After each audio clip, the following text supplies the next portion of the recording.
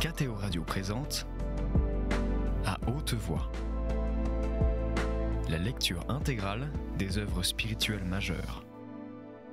Aujourd'hui, Augustin ou le Maître est là de Joseph Malègue.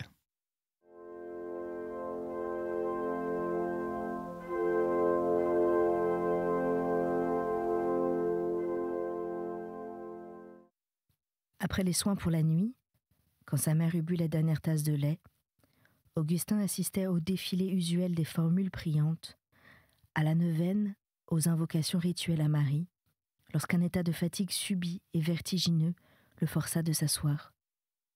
Une lassitude de 48 heures l'accablait. « Je voudrais me coucher, dit-il à Christine.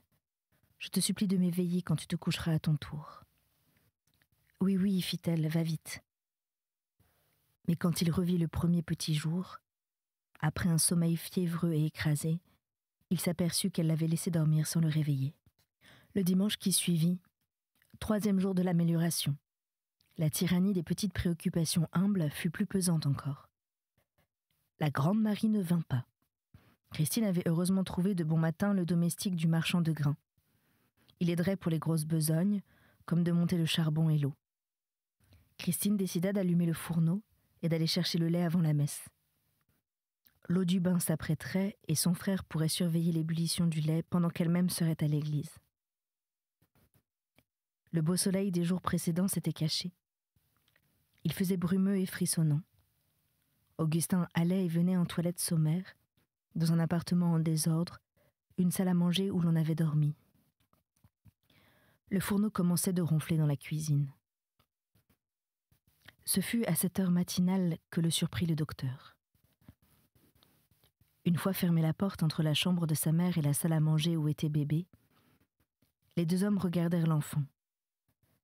Très calme, le visage réduit et amaigri, les bras à plat le long du corps, dans leur courbe naturelle, le petit malade fixait on ne savait quoi, d'un air de gravité et de refus des joies poignant.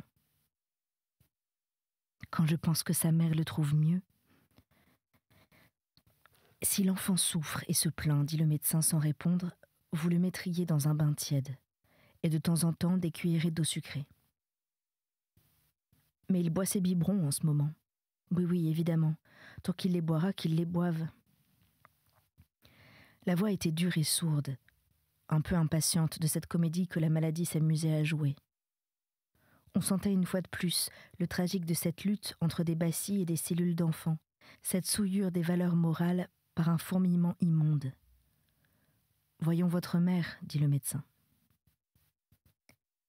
Il demanda la quantité de lait et de tisane, le nombre des granules de strophanthus, les émissions urinaires. Il palpa les jambes et les pieds. « Eh bien, dit-il avec une autorité qui commandait à la fois à la maladie et aux malades, « ça ne va pas plus mal, loin de là. Il faudra être plus sage quand on vous aura guéri, hein ?» À ce moment, 2 événements se produisirent simultanément. D'abord, un bruissement lointain de liquide, une odeur de roussi fade et vaguement sucrée, de lait bouillant débordant sur le feu. Ensuite, comme son frère courait pour juger du désastre, Christine entra. Elle le vit, un torchon en main, le manche de la casserole dans ce torchon, courbé, grotesque, ne sachant où déposer l'objet, ni sur un fourneau où foisonnait une pellicule rousse, ni sur la table qui l'eût sali, ni en l'air où évidemment il n'eût pas tenu. « Le docteur est auprès de maman, fit-il à tout hasard, pour changer la conversation. « Est-ce qu'il reste beaucoup de lait ?» s'enquit-elle après le départ du médecin, avec une gaieté équivoque et cette pitié amusée dont elle accueillait autrefois les maladresses de son frère. « Écoute, dit-elle après inspection, il y a environ 3/4 de litre de partie. Mes biberons sont prêts, heureusement.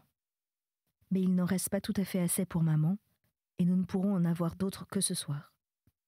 Encore faudra-t-il aller le chercher. Nous déjeunerons autrement. Nous prendrons du fromage, de la confiture. Nous aurons des trésors infinis. » Ce ton serra le cœur d'Augustin. Il signifiait une sorte de légèreté, de retour aux temps heureux, et comme d'élan dans l'espérance. On y devinait, plus que la veille, une confiance mystérieuse, presque un remerciement. Que s'est-elle dit, pensait Augustin pendant ses prières et sa communion. Agenouillée près du berceau, elle parlait à bébé, d'une pauvre voix mal sûre. « Nous sommes réveillés, oncle. Nous allons mieux, beaucoup mieux. Nous ne disons pas encore, mais nous le dirons bientôt. Nous mettons nos petites mains dans notre bouche pour savoir si elles ont le même goût qu'avant la maladie. Parce que bientôt, nous serons guéris.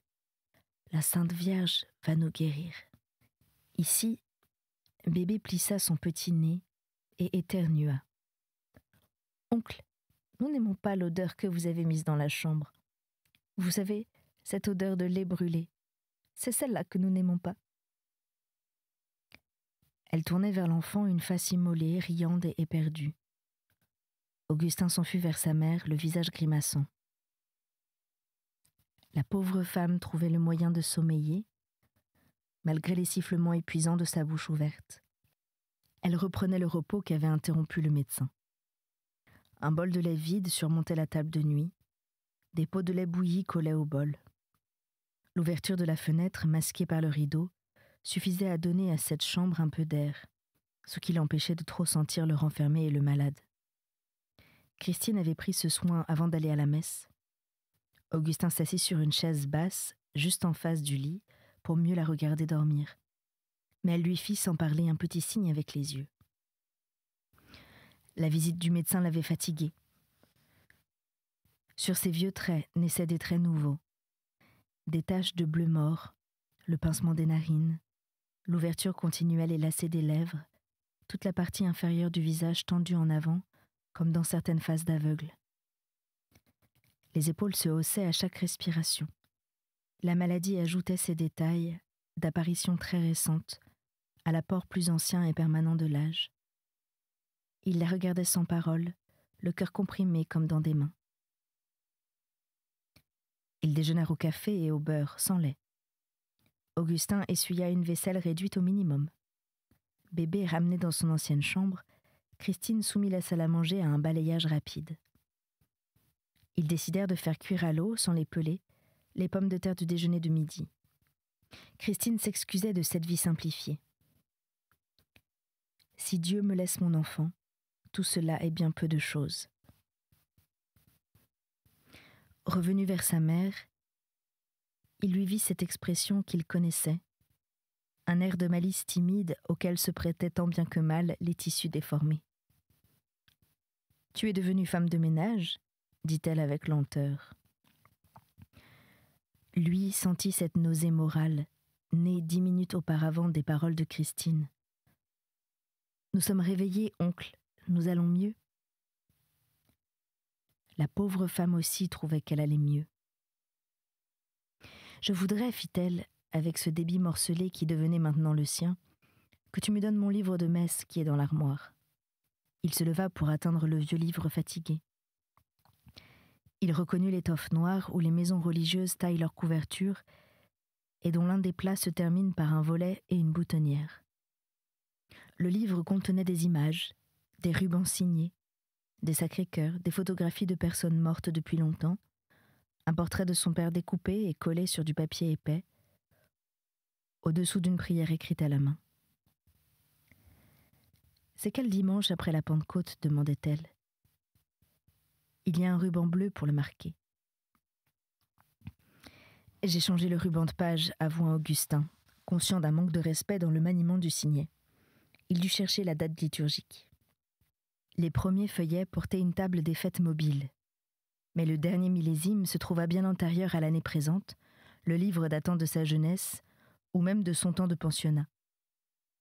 Augustin remontait le long des pierres miliaires, tâchant de trouver son chemin par les évangiles. Le royaume des cieux est semblable à un roi qui faisait les noces de son fils. Non. Il avait lu cela un dimanche précédent à la messe de 8 heures, sur la chaise voisine de celle de sa mère. « Ce doit être le 20e dimanche, dit-elle. » Il tourna quelques pages. Le livre sentait le linge, les anciennes armoires et une inidentifiable odeur démodée. Elle désira lire elle-même. Il mit la main sur les vieilles lunettes aux verres raclés, dépolies, ébréchées sur les bords, qu'elle ne renouvelait pas. Il se rappela s'être dit qu'il lui ferait la surprise de les lui renouveler. C'était encore et toujours la même chose, ce renouvellement non plus n'aurait pas le temps de venir. Un coup de stylet amorti, comme enveloppé de linge, le frappa au cœur. Sa mère se fatiguait à lire sous ses lunettes impossibles. Les vieux yeux au bleu laiteux faisaient de leur mieux, construisaient les rayons dans leur milieu transparent, inscrivaient les mots religieux au fond de leur rétine. Il en serait ainsi pendant quelques jours encore. Elle avait retrouvé sa douceur.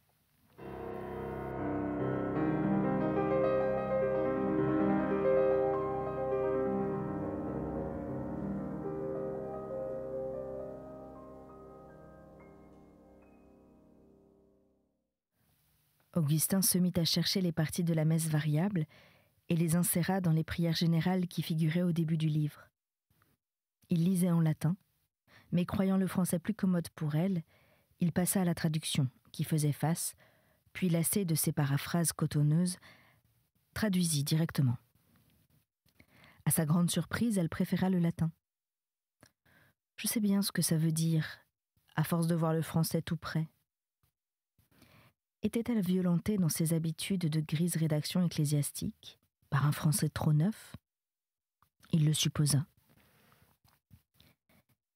Il lui lut ainsi les textes en leur ordre, le Confiteor, le Kyrie, le Gloria, puis dans la partie du livre marquée du ruban, une collecte, une épître, qu'il traduisit parce que le texte devait lui être moins familier. Son visage à elle gardait un recueillement de pierres, et des esquisses de mots agitaient ses lèvres et son cou. Il tomba sur le passage célèbre « Loquentes vobismet ipsis in psalmis et hymnis, et canticis spiritualibus, cantates et spellantes in cordibus vestris domino. » Il faudra, se dit-il, que je cherche à quelle époque ils ont fait choix de ce morceau des Éphésiens. Il se rappelait la théorie de la lettre circulaire, la table des ressemblances avec l'épître aux Colossiens, des phrases de Sabatier sur l'apôtre Paul et l'hypothèse de l'amplification d'Holzmann. Qu'importait tout cela ? Le primordial, l'essentiel, ce n'était pas ce hérissement de suppositions, mais cette espèce de lumière toute blanche émanée de la phrase merveilleuse. Ainsi parlait-il en son cœur double. L'émotion admirante devint si forte qu'il s'arrêta quelques secondes après le point final. Ce texte irradiait le plus audacieux refus d'apercevoir la douleur essentielle à toute chose. Un conseil éperdu de joie, le dépassement de toutes les données des sens et le don de voir à travers la mort. C'était cela le primordial, ces conseils de divine joie. Il finissait par sentir un étonnant mélange de mort et de joie. La porte fit entendre ce bruit de gond, qu'elle trouve le moyen d'émettre toutes les fois qu'on désire leur silence, dans les maladies ou la nuit. Christine parut, un petit tricot de laine à la main. Augustin reprit sa lecture. Christine s'assit auprès de lui et joignit les mains. Heureusement qu'il n'était pas superstitieux. Les aiguilles à tricoter tombèrent en croix sur le tricot de laine. Il lut le graduel, puis l'Alléluia, puis l'Évangile, selon saint Jean, qu'il traduisit comme l'épître. Il y avait un officier du roi, dont le fils était malade à Capharnaüm. Arrivé à la phrase « Il le pria de descendre pour guérir son fils qui était mort », le sentiment des coïncidences devint si poignant. Le bébé mourant dans la chambre à côté se présenta à lui d'une manière si cruelle qu'il dut interrompre sa lecture avant que l'émotion n'en fît éclater la surface. C'était un piège à loup, un traquenard des textes sacrés. Il se leva, parut chercher son mouchoir, sortit, disant du ton le plus ordinaire « Un petit instant », et criant dans son cœur « Comment Christine supporte-t-elle cela ?» Il s'enfuit dans sa chambre, se jeta sur ses épreuves d'Aristote, lut avec une impassibilité violente le livre lambda ce que la physique disait de l'acroïtie. Mais les deux démonstrations ne coïncident que par un circuit dont il importe de tracer avec netteté la courbe. Cette douche froide le pénétra, le glaça quelques secondes. Il revint, reprit ses récitations d'une voix dont l'impersonnalité se trouvait suffisamment reconquise. Le chapelet reposant sur le petit tricot blanc cachait la croix des aiguilles. L'air que respirait la malade entrait avec un certain bruit par l'ouverture de ses lèvres. Jésus lui dit : « Si vous ne voyez des signes et des prodiges, vous ne croyez point. » L'officier du roi lui dit : « Seigneur, venez avant que mon enfant ne meure. » Jésus lui dit : « Va, ton enfant vit. » Christine continuait de supporter cela. Mais lui, l'émotion lui bloqua la gorge, l'empêcha d'entamer la suite. « Repose-toi, fit Christine à voix basse. Je vais te remplacer. » Elle lut le credo, puis le psaume de l'encensement. « Que ma prière monte vers toi comme l'encens, et mes mains levées comme le sacrifice du soir. » Puis le psaume du lavement des mains. « Je me laverai les mains parmi les innocents, et j'assiégerai tes autels, Seigneur. » Prodigieuse poésie. Il se sentait ébloui par cette lumière, et en effet, Christine lisait bien. Elle y mettait le ton, la familiarité des longues habitudes, une voix imprégnée, macérée, saturée de prière. Elle quitta sa chaise pour le Sanctus et s'agenouilla sur la descente de lit. À ce moment, les cloches commencèrent de sonner la fin de la grand-messe, la grosse cloche, les cloches plus petites chantant et dansant. Leur bourdonnement puissant, incessant, nourri et vivifié par l'éclatement des belles sphères sonores, avait l'air de sonner dans la chambre même, l'emplir de surfaces vibrantes. La rêverie d'Augustin traversait les cloches, traversait les prières. Elle s'y posait, les quittait, s'y reposait sans effort, s'y appuyait entre deux vols. Il constatait, comme il ne l'avait jamais fait, leur étonnante concordance avec les situations morales, leur pouvoir de répondre à la multiforme angoisse humaine. Une vertu coulait d'elle, comme jadis des vêtements du Christ. Dans la même minute, ou presque, il rencontrait toutes les formes de la résignation, de l'apaisement et de l'espérance. Le fiat voluntas tua du Pater, le da propitius pacem, le souhait de la paix. Pax Dominus sit semper vobiscum, et aussi la réponse du Christ, pacem meam do vobis, pacem relinquo vobis. Il pensa à l'abjonction, mais non pas comme le monde la donne. La réponse à sa question de ce matin sauta à sa pensée. Que s'est dit Christine pendant sa messe et sa communion qui puisse expliquer sa confiance inexplicable ? Nul doute que ce ne fut la parole de Jésus à l'officier royal. « Va, ton fils vit. » Elle avait dû l'accepter comme un tout, comme un bloc, à peine entamé dans l'effrayante réserve. « Si vous ne voyez des signes et des prodiges. » Il le savait. L'horreur qui ensanglanterait dans 8 jours ces deux femmes n'éteindrait pas leur clarté intérieure. Elles se trouvaient avec Jésus dans l'union la plus intime et la plus étroite. Elles iraient jusqu'où il voudrait les emmener, fût-ce en plein calvaire. Sur ce chemin sanglant, elles porteraient avec docilité les conditions de leur vie, comme un porteur d'eau ses brodeaux au bras. Augustin ne sentait plus rien de précis, rien qu'un courant tranquille et doux, qui rejetait la santé et les formes habituelles du bonheur dans la catégorie des choses secondaires sans avoir la possibilité ou peut-être le courage de mettre quoi que ce fût à la place. Une grande attente déserte, comme un avant sans fin. Il se reprocha brusquement de n'être pas allé ce matin à la messe, avant ou après Christine. Non qu'il s'y reconnût lié par quelque obligation, mais parce qu'il s'y rendait les autres dimanches avec sa mère, et que l'absence d'aujourd'hui soulignait par trop sa condescendance de ces autres dimanches. Condescendre, en vérité, il sentait un fort mépris de lui-même. Au fond, il avait moins le sentiment de l'existence et de la paternité de Dieu que le respect des âmes qui éprouvaient ce sentiment-là. Quels sont confus rendent ces mots « croire en Dieu ». Quand la messe fut finie, Augustin demanda ce qu'était ce petit fichu de laine. « C'est pour bébé, fit Christine. Pendant sa convalescence, je voudrais lui faire passer au jardin les beaux jours que nous aurons encore en octobre. Mais aujourd'hui c'est dimanche et je ne puis pas tricoter. »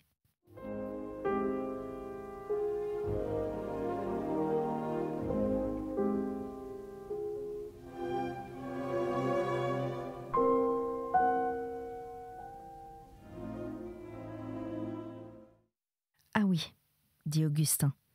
Après 2 ou 3 secondes, il ajouta « Dimanche, en effet, le repos dominical », d'une voix atone et étranglée. Ils baignèrent l'enfant qui s'abandonnait en somnolant. Devant les membres mous, le petit ventre creusé, Christine fixa sur son frère ce navrant sourire qui demandait pardon d'espérer et désirait en même temps qu'on l'y encourage. « J'aurais du mal, fit-elle, à le remonter de là. » Évidemment, acquiesça Augustin, de la même voix étranglée. Ils vidèrent à 2 le bassin de zinc. L'eau allait et venait d'une seule masse en une direction qui croisait celle des 2 poignées. Augustin réfléchit qu'elle risquait d'éclabousser le parquet. Beaucoup de remarques inertes le traversaient ainsi.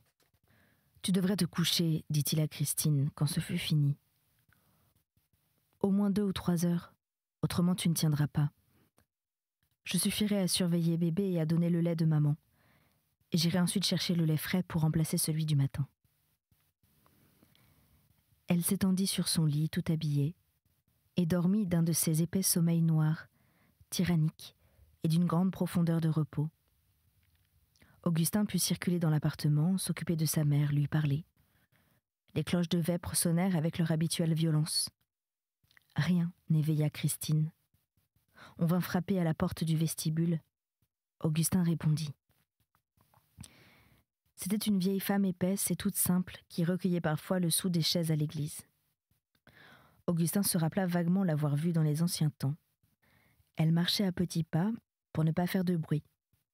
Elle portait une coiffure de laine noire tricotée, des galoches vernies, un corsage noir très propre, d'où sortaient ses 2 mains croisées sur un tablier de cotonnade, noir aussi à cause du dimanche. Elle ne se fut pas sentie endimanchée, son tout ce noir. Au dos de son corsage de pauvre femme, une sorte de coupure naïve ornée de 2 boutons formait un début de basque, dédié à ceux qui eussent pu désirer un ornement dominical quelconque, en noblissant sa toilette, la haussant d'un degré au-dessus de ce qu'elle était tous les jours. Elle quitta ses galoches et entra sur ses bas. Mère Euphrasie du Bon Secours lui avait dit qu'on aurait besoin d'elle pour veiller. Elle offrait de veiller 1 nuit sur 2. Pas toutes les nuits, pauvre, parce qu'elle avait tous ses ménages à faire et tout ça, n'est-ce pas? Cependant, si elle avait su que ce fût ici, elle serait bien venue sans se le faire dire par le Bon Secours. Elle avait changé de quartier après la mort du père Rambaud. Elle ne savait plus rien. Augustin reconnut la mère Rambaud d'autrefois. Elle demanda « Et alors, c'est vous qui êtes le fils ?» Sachant qu'il y avait 2 malades au lieu d'un, elle souleva son tablier sans disjoindre ses 2 avant-bras et ses mains, en signe de résignation désolée. Quand elle fut partie, qu'il eut donné à sa mère le bol de lait périodique, se fut assuré qu'elle était bien couverte, qu'elle avait bien chaud, Augustin se vit de nouveau seul. Le silence compact, illimité, interrompu par rien, chuintait dans ses oreilles. Si le temps infini, désencombré de matière, se mettait à exister pour lui-même et à couler, c'est sans doute ainsi que coulerait le temps. Il s'approcha de son fauteuil, hésita, et au lieu de s'y asseoir, s'enfuit vers sa fenêtre, regardait les brumes. Il était indifférent qu'il portât ici ou là cette lourdeur qui pesait à la fois sur son cœur moral et sur son cœur de chair. Il y avait une fiche sur sa table. On sait le rôle de la dialectique dans la position des aporiets. Là, devant ces pluvieuses brumes qu'il voyait de sa fenêtre, il imagina les aporiets, au sens étymologique du mot, escarpement parmi les rochers, absence de passage et de col, route difficile percée dans des bois. Puis, sa pensée se trouva envahie par son grand bonheur impossible, par son désespoir propre, personnel à lui-même, refoulé en ces désolés jardins clos. Il revit Anne, son long et pelucheux manteau de montagne. Les ruines de l'abbaye où il devait la conduire, les routes difficiles des aporiais, le chemin sinueux à travers les bois, la lumière du sourire bien-aimé. Tu m'as ravi le cœur, ma sœur fiancée. Il revint s'asseoir à sa table, abattit sa tête sur ses 2 avant-bras, en une crise de désespoir muet, vidé de toute protestation et de toute colère. Il eut juste le temps de se lever et de se remettre, comme l'autre fois. Christine, réveillée, allait et venait. Il la trouva près du berceau. Elle n'avait rien à dire que les simples choses accoutumées. Bébé dormait, comme toujours. Leur mère semblait reposer un peu. Il était heureux que la mère Rambaud pût les aider. C'était peut-être l'heure d'aller chercher le lait en remplacement de celui du matin. Elle expliqua le chemin des fermes. Le mieux était de prendre une bouteille vide, la dissimuler dans un sac à main et la rapporter pleine de lait, comme font les paysans. Augustin prit un sac à main et s'enfuit par la ville. Il y avait encore 2 ou 3 heures de jour. Il fallait gagner le faubourg, contourner les terrains maraîchers par des sentes garnies d'orties et de détritus, et l'on tombait tout de suite sur l'immense campagne de prairies entourant la petite ville et débordant sur elle. D'antiques chemins surplantés par des routes survivaient là, pour les débouchés ruraux. Ils desservaient des fermes dont l'emplacement traditionnel n'avait pas changé non plus depuis de très anciens temps. On les retrouvait sur les vieilles cartes, les minutes notariées et les plans d'autrefois. Naturellement, c'était inévitable, il le pressentait, il l'aurait juré. Il avait parcouru ce chemin-là où il s'engageait dans leur promenade avec son père. Il retrouva dans la cour où il dut entrer des morceaux spécialement choisis de son passé, d'une netteté à la fois précise et effacée. Le soir empourpré d'un jour chaud, des miettes de pain de seigle dans un bol de lait à goût d'herbage, la vague odeur vertigineuse d'un grand char de foin laissé là. « Du lait ?» lui dit-on. « Ça serait du lait frais que vous voudriez ? C'est qu'on le met tout de suite caillé, voyez-vous. Il n'y en a pas. » C'était une jeune femme d'une beauté vulgaire, rouge et hardie, en équilibre splendide sur de fines chaussures à peine maculées par le fumier de ferme, princesse rustique des jours nouveaux. Augustin comprit son erreur, expliqua. « Ah, c'est pour une pratique. Madame Méridier de la rue de l'Abbatiale, et c'est vous qui êtes le fils. » C'était À haute voix, une émission de KTO Radio. Aujourd'hui, Augustin ou le maître est là de Joseph Malègue. Lecture, Anne-Céline Pellarini. Captation et réalisation, Aymeric Plouinec et Thibaut Dagalier. Une émission disponible en podcast sur ktoradio.com et sur l'application KTO Radio.